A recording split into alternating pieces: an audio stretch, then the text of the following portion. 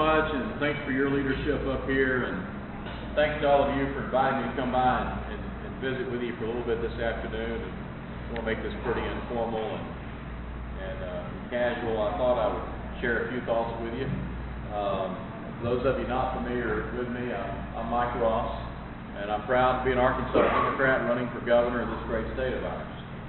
I'm a fifth generation, lifelong Arkansan. Talk to you a little bit about family. I think family is important. On my mom's side, my grandma and grandpa Aubrey, they raised 5 children on 100 acres of land. And I mean, they raised them off the land. Some of y'all know what I'm talking about. But they made sure that those 5 children were in church on Sunday, and they made sure that they were able to they understood the importance of the education they never received, and they made sure that each of those children were able to go to college. On my dad's side, Grandpa died when I was a year old. He worked on the short line railroad back home in Prescott. Grandma was about the age I am now when he passed. This would have been like in 1962. And she first learned how to drive a car. Then she got her GED, and she moved to Little Rock, and she went to nursing school by day, and she cut fabric at an old Hancock fabric store in the old Park Plaza there in Little Rock by night. She got that nursing degree, and she came back to Prescott. She was a nurse at our little county-owned hospital for well into her 70s. My parents were public school educators. My mom was a bookkeeper, then a teacher. My dad was a teacher, a principal, then a superintendent, and then when he retired, he became a United Methodist minister. My family collectively taught me the values of faith, family, hard work, personal responsibility, and I think those values served me well for the 10 years that I spent in the Arkansas State Senate with Mike Beebe, and I think they served me well for the 12 years that I served in the United States Congress. And I just want you to know those same values will serve as my moral compass as I do my best to hopefully lead this state for the next 8 years. I've been married for 30 years to my best friend. Her name is Holly. She's a practicing pharmacist.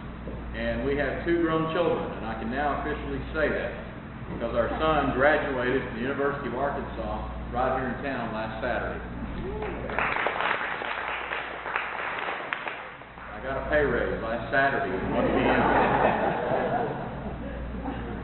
And our daughter graduated from college here back in 2011. We've even picked up a son-in-law along the way. And so I guess we're officially empty nesters now. Yeah, I'm never home. And former small business owner, I understand local government. I cut my teeth on the Nevada County Forum Court. I understand the challenges that folks like your sheriff back here face every single day. 10 years state senate, 12 years in the Congress. Left Washington fed up with how partisan and dysfunctional it had become. Nothing was getting done. Came home, had a great job in the private sector, and quite frankly, didn't plan to ever run for office again. And it was really a grassroots effort from people like you from every corner of the state that asked me to think about doing this. I spent 3 months thinking about it, praying about it, discussing it with my family. Governor Beebe was a huge influence in my decision to do this. And during that time, I realized I wasn't fed up with public service. I was just fed up with Washington. And the last thing we need is for the kind of dysfunction at our state capitol that we see in Washington today. So I can tell you my desire to serve has never been greater. I love the state. I believe in Arkansas. I believe in its people, and I think we have so much potential here. I want to build on the foundation that Governor Beebe's laid. My focus is education, job creation, and lower fair taxes. Education, we need to start sooner, finish stronger. Pre-K. I have a pre-K plan for Arkansas that gives parents more choices, not less. If a parent wants their 4-year-old in a public pre-K classroom, there ought to be a seat in that classroom for them, no matter where they live in Arkansas. In Little Rock, every 4-year-old has an opportunity to go pre-K. The 20th largest school district in the state, Lake Hamilton, does not even have a pre-K program. In Fayetteville, when you think of education, you think of Fayetteville. Pre-K is only available in 5 of the 9 elementary schools, and there's a waiting list in each of those. And it was a parent's story about how she just assumed that her son would be able to go to pre-K when he turned 4. And one of the news stations up here did a feature on it because she realized that he didn't get to go to pre-K when he turned 4. And that story, and I'm meeting with her here in a little bit for the first time, but that story that was in the paper and on TV up here is really what inspired me to get involved in this issue, which has become a signature issue for our campaign. Here's why it's important. From the time we're born through the 3rd grade, we're learning to read. From the 4th grade through the rest of our life, we're reading and learning. When you get to 4th grade, if you're still trying to learn to read while you're reading to learn, you fall behind, and oftentimes you never get caught back up. If you come from a poor family, which typically means they don't have a lot of education, that child, when they enter kindergarten, is going to have heard 30 million less spoken words than a child from a middle-class family, or from a family who's educated. And I think we live in a society where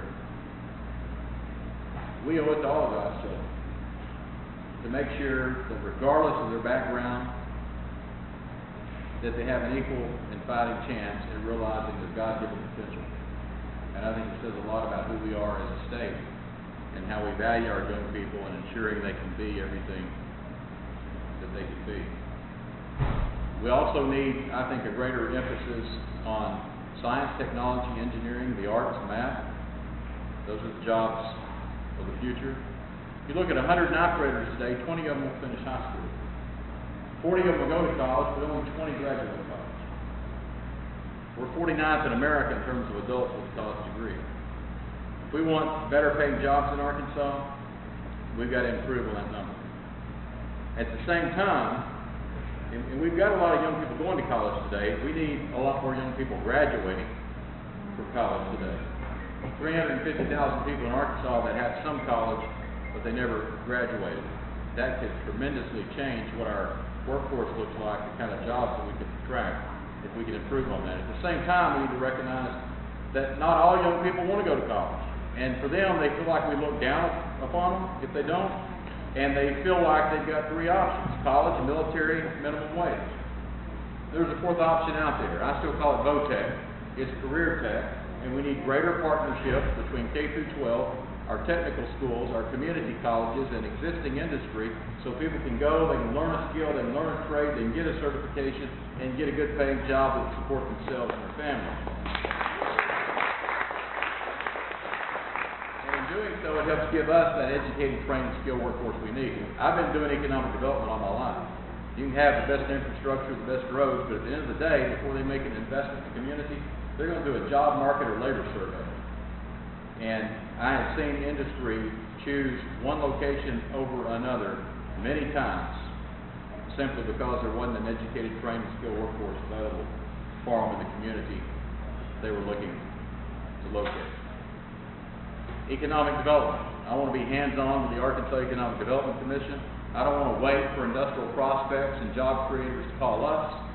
I want us to be doing our work to identify companies that we believe may be going to relocate or grow or expand. That's what the folks on Wall Street do to determine which stocks to buy. We should be doing it as a state, and we should be reaching out to those companies before and not waiting for our phone to ring from them. I think we can do a better job of letting America and the world know that Arkansas is open to do business, and I'm committed to doing that to bring more and better paying jobs here. Lower fair taxes. We have 6 state income tax rates in Arkansas, and yet 60% of the folks that work in Arkansas are in the top 2 income tax rates. 1 out of every 3 is in the top rate. It's because the top rate starts at $34,000 a year. When the income tax brackets that determine the rate you pay were written in 1971, the median household income was $8,000 a year.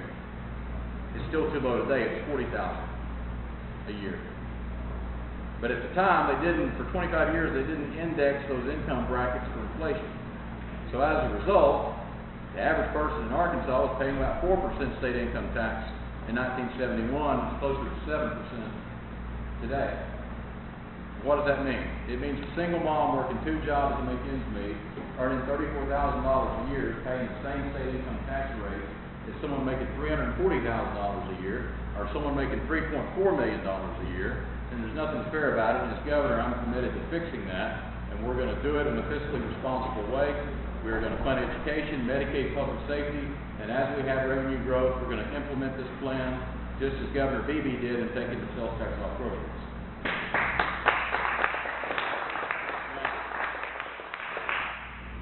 Asa Hutchinson has been running for statewide office. This is his 4th statewide run in 28 years. I need your help to make sure it's his 4th unsuccessful run.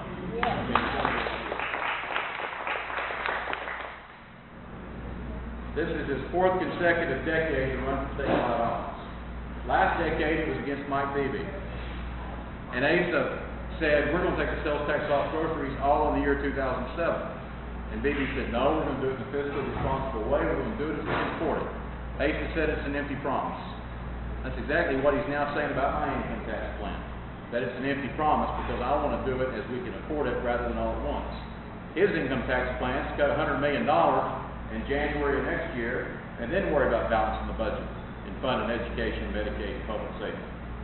That is the wrong approach. Just imagine if he had won back in 2006 and had taken all the sales tax off groceries in 2007, and then we had the worst economic recession since World War II.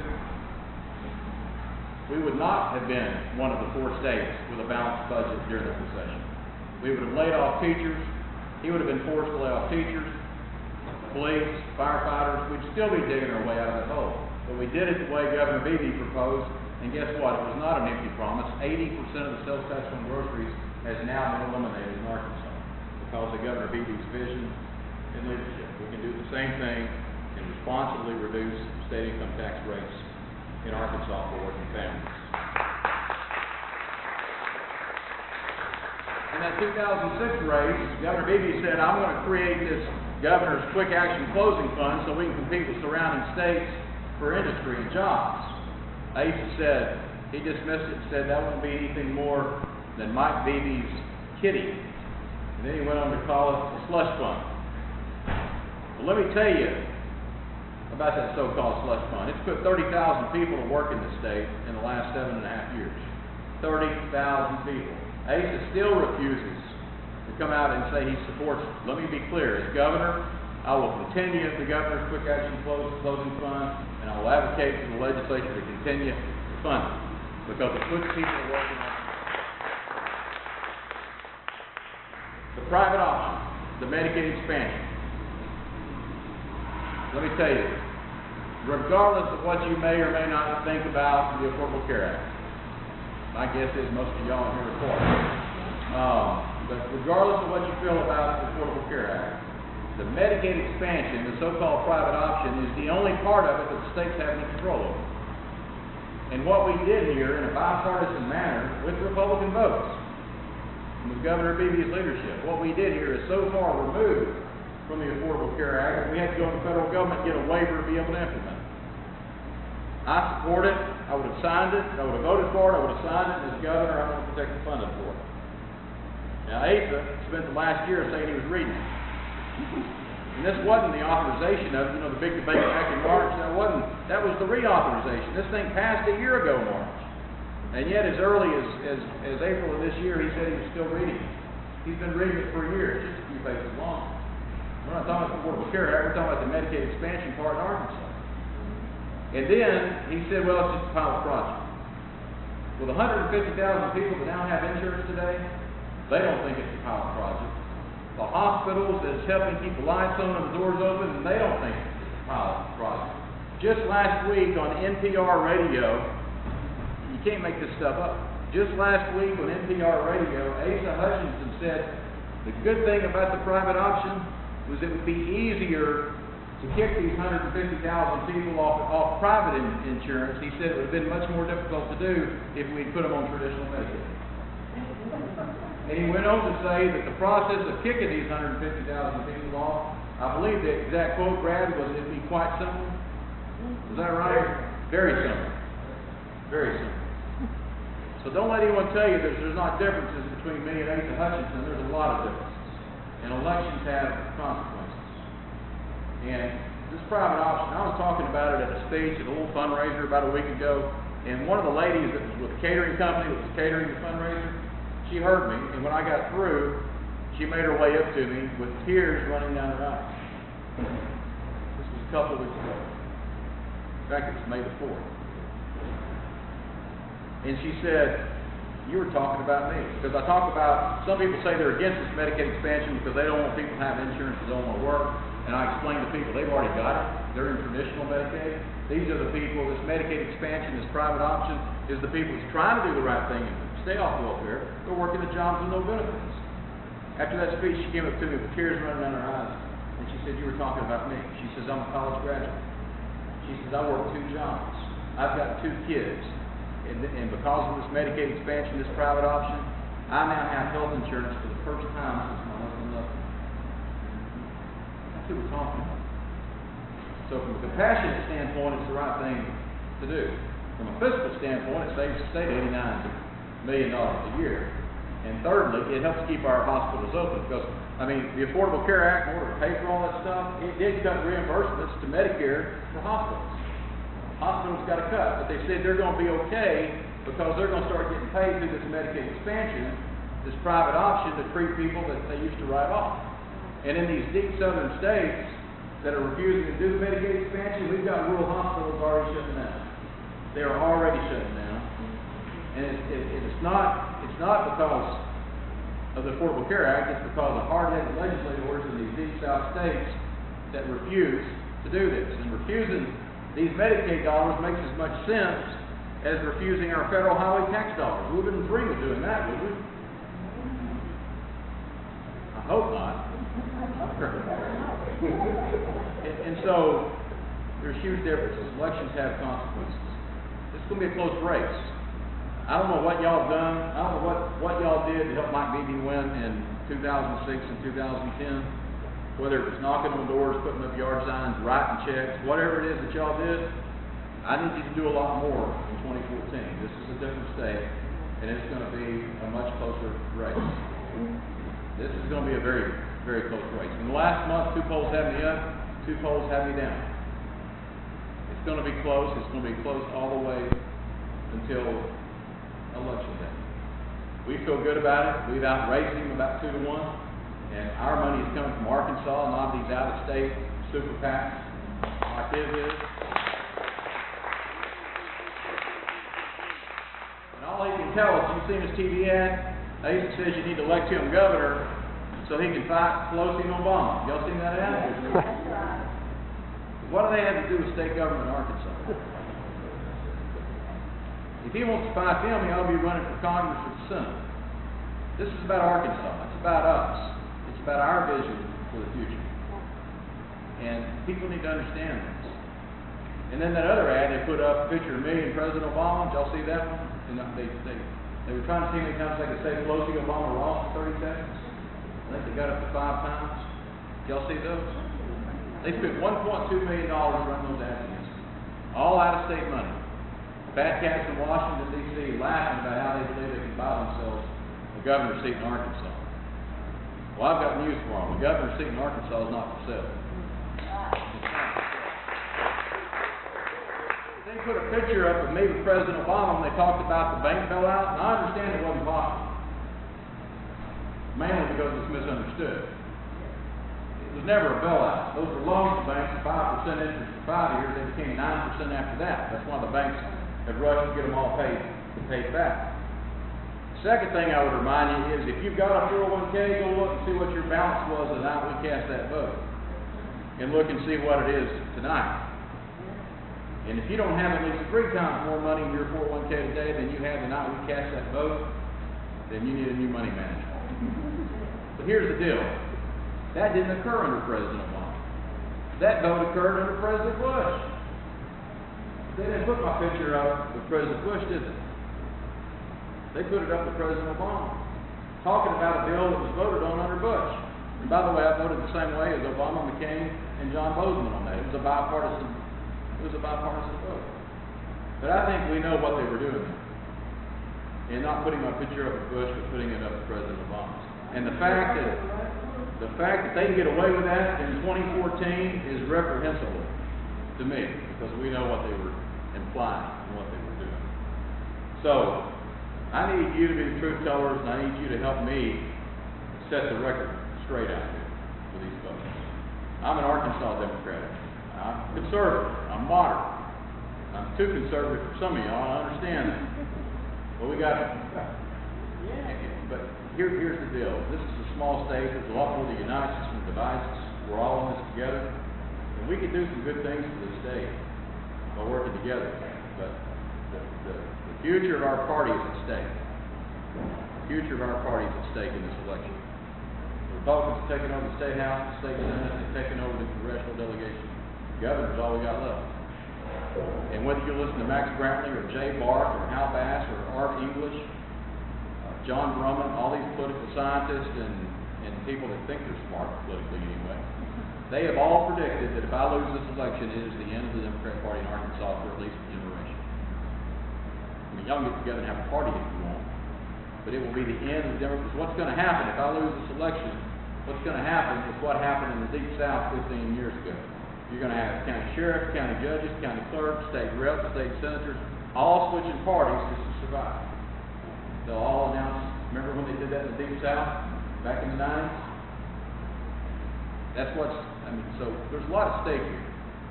This isn't about me. I'm going to be just fine either way. It's about Arkansas. It's about our party. It's about our future. And even people that maybe aren't as big a Democrat as you are, you need to educate them on the fact that we need a two-party system. We need some checks and balances. We don't need a one-party Republican state for the next generation. And that's what's at stake here. And that's why I need you to help these other candidates that are running. You know, John Burkhalter and Karen Garcia and Regina Hampton and Susan Inman and Mark Robertson and Nate Steele, yes. Because here's the deal, is Democrats control the election commission in this county. Democrats control the election commission in every county in Arkansas. It's whoever has 4 of the 7 constitutional offices. If we lose 4 of the 7 constitutional offices, then the Republicans control the election commission in every county, even Democrat counties. It doesn't matter if it's Jefferson County, the Republicans in Jefferson County will control the election commission. And I promise you, the first thing they're going to do is they're going to be shutting down polling places in heavily Democratic areas, requiring people to travel that oftentimes don't have transportation. And that's another reason it will be hard for us to recover from this. A lot's at stake. So talk to your family, your friends, your co-workers. I need your help. I need you to put up yard signs, knock on doors. I need you to write checks. As you leave today, we got bumper stickers back here. And as you leave today, I hope you'll take one. I hope you'll put it on your car and let people know you support us. We got yard signs. As you leave today, I hope you'll take a yard sign and stick it up through Tuesday and then wait till August or September to put it back up again. That way it doesn't blow away over the summer. But I need your help, and it's an honor to be here with you today. And together, we can win this thing. If you'll give me the next 6 months, I promise you I'll work my heart out for you for the next 4 years. Thank you.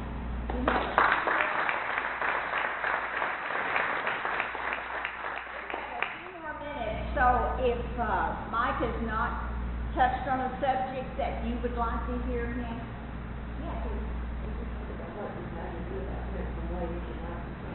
I support raising the minimum wage in Arkansas. I voted to increase the minimum wage when I was in Congress. It's the first time it's been raised in a decade.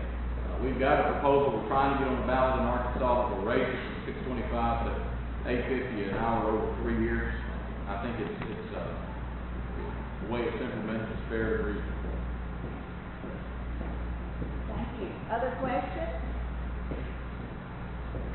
I would say 2 things to add on there. I think why you would be so much better is the amount of work that the staff do and how well they will work with you as opposed to ASA and the appointments to boards and commissions.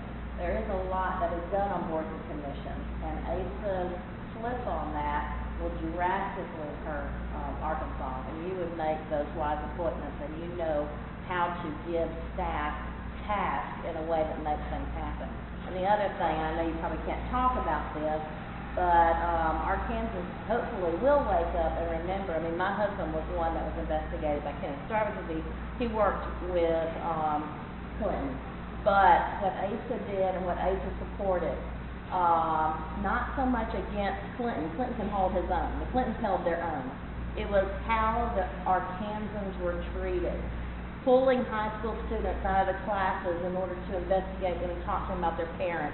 Or just Susan McDougal being in prison because she wouldn't lie. I mean, everybody had to pay for it themselves. People went into debt to be investigated that way, and Asa Hutchins was right along with them, and he also then headed the investigation and everything against Clinton. And there were some bad times that he worked for and instigated against us. And I don't want people to forget that. Thank you for that. Yeah, President was here a week ago Saturday night. We had about 700 people. We had a great fundraiser in Little Rock. He'll be back again. People coming out in prison, frequently got big fines. They can't get jobs, and it's like getting on quits. They never get off. Right. See any relief or anything for them. We've got to do several things. We've got more state inmates backed up in county jails than ever in the history of the state. Almost 3,000. And so I'm not going to stand here and tell you that we're not going to have to build another prison. We may have to do that, but I want some meaningful reforms tied to it. 52% of our prison population is nonviolent. 42% of them are on drug charges. Not all, but some of those.